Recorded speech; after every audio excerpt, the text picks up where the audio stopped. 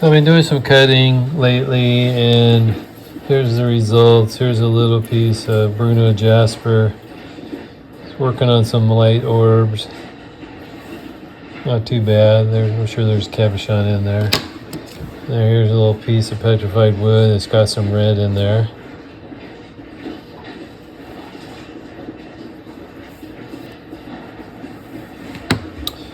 And I got this guy all set up. It's a piece of Hawaii. Got it set up in my slab grabber so I could cut slabs. And not paying attention, I cut one slab when I should have gotten another couple more out of here. So that's going to have to go back in the slab grabber. Oops. And here's some little tortilla. Nice little patterns in there.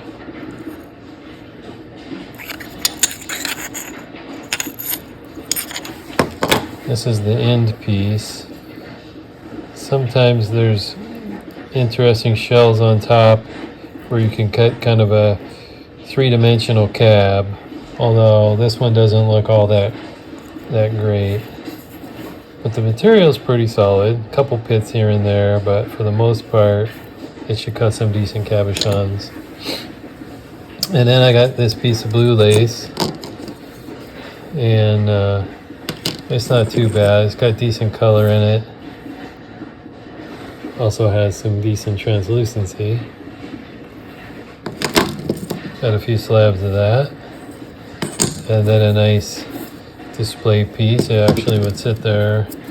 Or if I feel so inclined, I can put it back in the slab grabber and get some more. Then I have this piece of obsidian. And where is it? You can kind of see the pink in there. There you go. So this is Mexican rainbow obsidian. And I got a few slabs of that.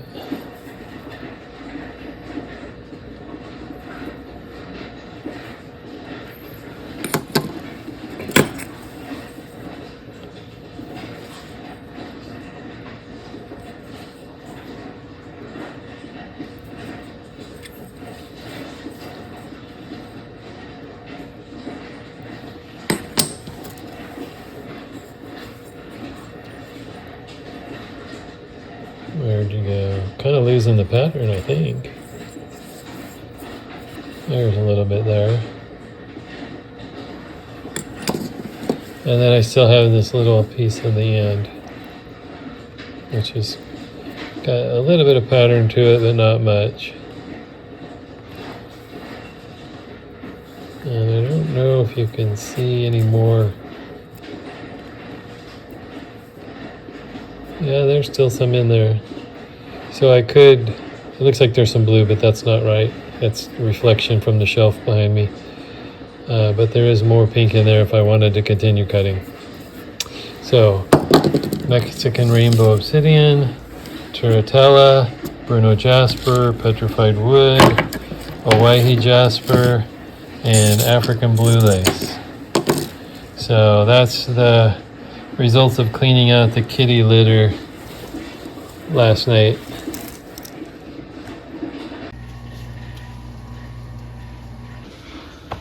Okay, so I've been running my saws now for the last week or two, and here's some of the results. I sliced open a bunch of the fossil coral. Some of it has agate inside, some of it is pretty punky stuff, but not too bad. Then I sliced open some of the Panama agate. This one looked promising. It has pink in it, which is, for me, unusual.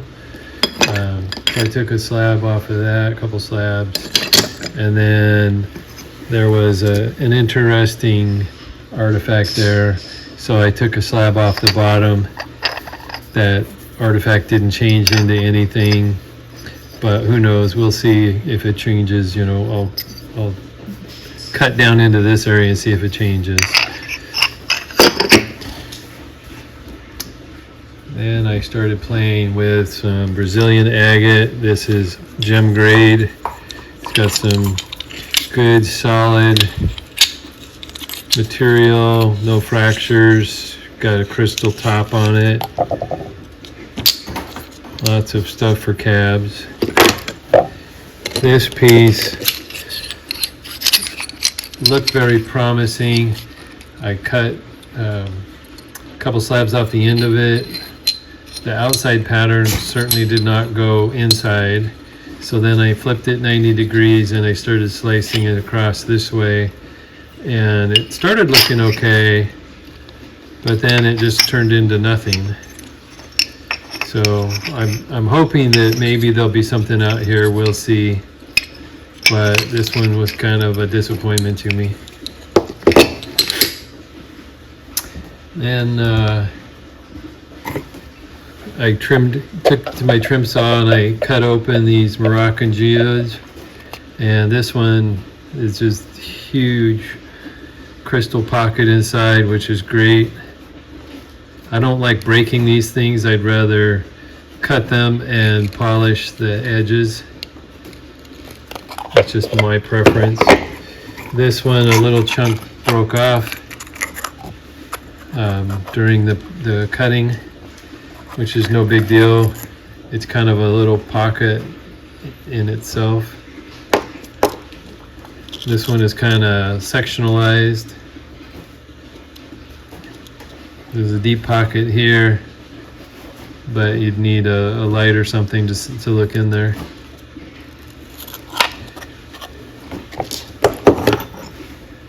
More Brazilian agate. This one I managed to get a few slices off of. This is also the gem grade. So all workable material. This is a piece of Mexican crazy lace. It looked quite interesting. This is why I bought the piece, and I'm hoping that the pattern goes through. And I slabbed it all the way using my slab grabber. So the pattern did go through.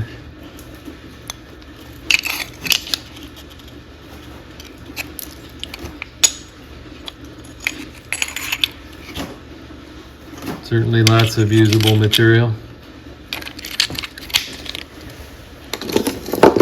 Here's another piece of the Mexican crazy lace. Now they would call this, I think they call it Laguna lace because of the red. I don't know why, but it's got nice pattern through it, reflected on both halves.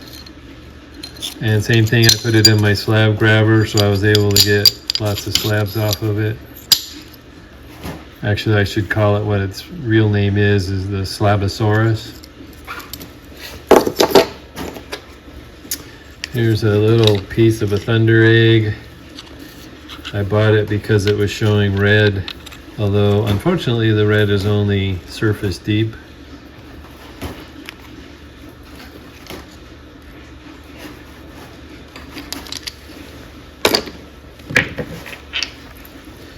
This one I thought was hollow. Looks like it. You can see there's kind of a light area, but it turns out it's mostly just quartz. Which, I mean, it's, you know, it's not fractured up or anything like that, so it'll still take an okay polish. And I dug out my old stash of Panama, although the name has fallen off. This is Panama Jasper, and it's got some decent pattern to it. It's good and solid. Looks like a fracture, but it's not.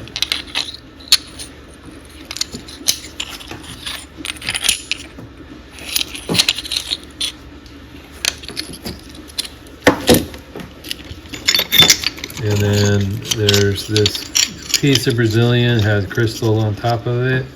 So the first thing I did was took a slice off at the end in hopes that the pattern would be nice. Unfortunately, I got a little too close to this, which is a bummer, but it is what it is. And again, great usable material. So then I turned it 90 degrees and took a couple slabs off the end of that as well. Again, nice usable material. This time I stayed away from the crystal spires. And then I'll polish these two faces to make it a display piece. So that's what I've had going on for the last couple weeks in my small saw. This doesn't include anything in my big saw. So there you go.